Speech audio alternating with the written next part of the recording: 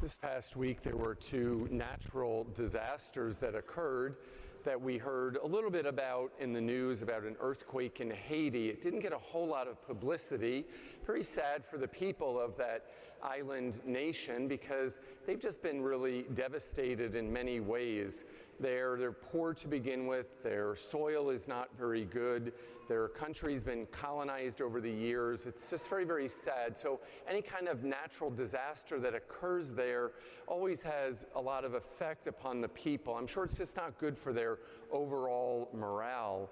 And there, 18 people perished in this earthquake. Again, didn't hear a whole lot about it, and not as nearly as much as had passed away in the earthquake that happened there 8 years ago. In an earthquake, there's no warning. It just happens. It just comes. There's no preparation time. The other disaster that happened this week and natural phenomena was the Hurricane Michael, that really started out last Sunday morning. It was like a little tropical depression, some thunderstorms out there by the Yucatan, and it just boiled up very, very quickly.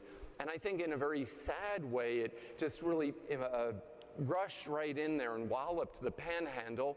When you see the pictures of some of those places, new inlets created, whole towns just like devastated, and it's going to take them years to rebuild. So the people there really need our prayers at this particular time because it's, again, devastating for them. There were 18 people that passed away in the hurricane, and I think for those people that it grew so quickly, and we're very familiar with this. If you were here in 2004, you remember that afternoon that Charlie was going to be coming by, and it was around 2 o'clock, all of a sudden everybody started scattering. And the need for that preparation time is vital. And I think a question that you can ask yourself is when a disaster occurs, or we're waiting even for a hurricane, what is it that you can't live without? What do you go to get? What do you take with you? Now, for the people up in Mexico Beach or in Port St. Joe, they didn't have a lot of time to think about that. It was probably enough that they themselves got out, because life is what is most precious. It's not about the things that we have, but rather it's about preserving the gift of our life. And life is very, very fragile, as we see, not just in these natural disasters, but another sad thing was the limousine crash that happened up in New York last week. Really devastating for a small little town out celebrating a birthday party.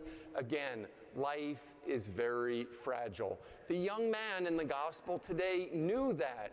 And that's why he asks Jesus the question. This was a young man. That's really all we know about him. We don't know anything more. We don't know his name. We don't know exactly where this happened. We just know that this could be us. And it should be us asking that question of Christ, saying, what must I do to inherit eternal and everlasting life? You see, he represents all people in any time and in any place. And that is a question that I'm sure is on your mind. It should be on your mind. It's on my mind. Not that we get obsessed with it, but we have to realize that our lives are very fragile, and we have to respect the beauty and the gift of every human life. And this man knew that one day he would go to God. He knew that one day his life would be taken from him.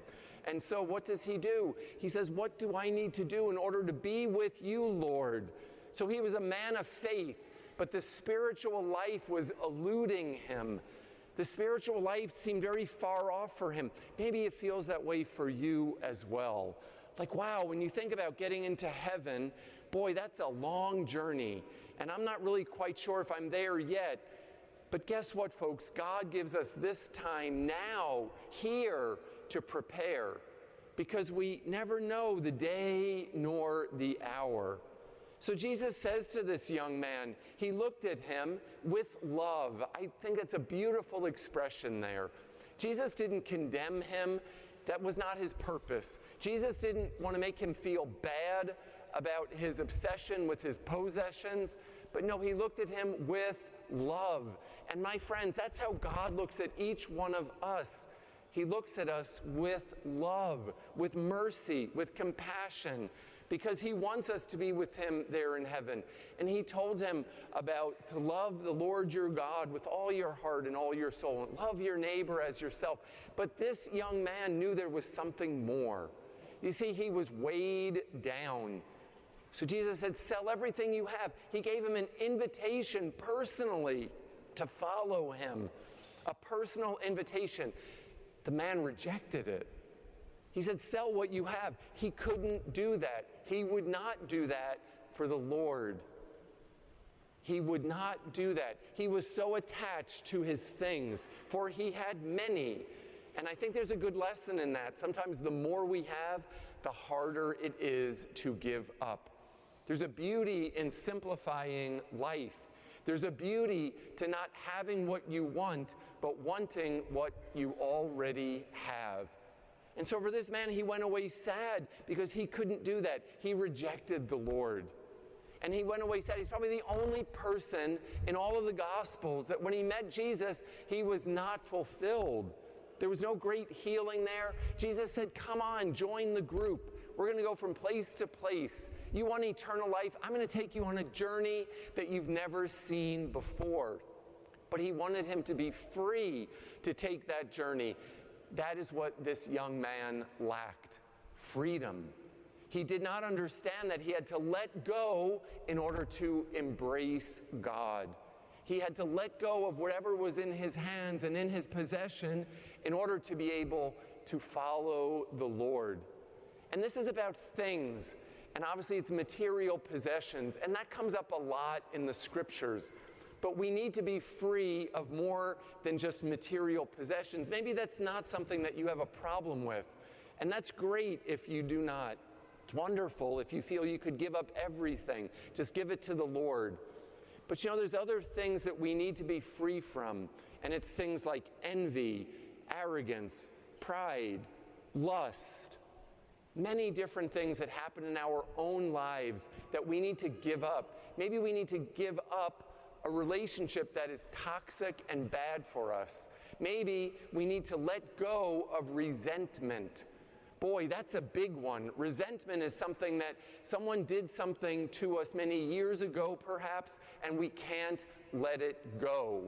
We cannot let it go. This is what Jesus is talking about today. He's saying you need to work on that. Let it go. Do not bring to heaven what weighs you down. You don't want to go to heaven with all of the baggage that you have from earth. We have to let it go. So Jesus is giving us this time now, here, in this time and in this place, to ask that question. And so I ask you today, look inside your heart and say, what is keeping you from eternal life? What is very hard for you to give up? Name just one thing that you don't think you could do without, whether it be a material possession, whether it be some sort of feeling that's inside that you know comes between you and God. Please give it to Him. Let go of it, because He wants every one of us to be with Him in eternal life. And if you feel like it's really hard, and I think about the kids, like our young people, it's wonderful to have the children's choir back, and they sound fantastic. Their voices had a rest all summer long. I don't know if parents had a rest all summer long, but the children did. And I ask you, boys and girls, what could you maybe think that you could not give up? What could you not give up in order to follow the Lord? You know, maybe for them it's perhaps the video game. Maybe it is a certain toy that perhaps they have. Maybe it's playing soccer.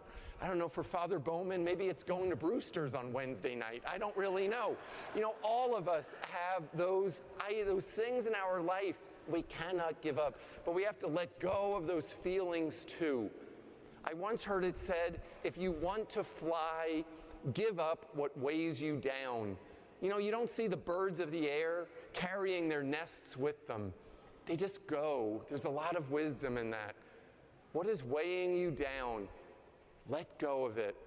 Because if you would like one day to embrace the Lord with hands that are open, with hands that are free, with hands that are empty, we have to give up today what weighs us down.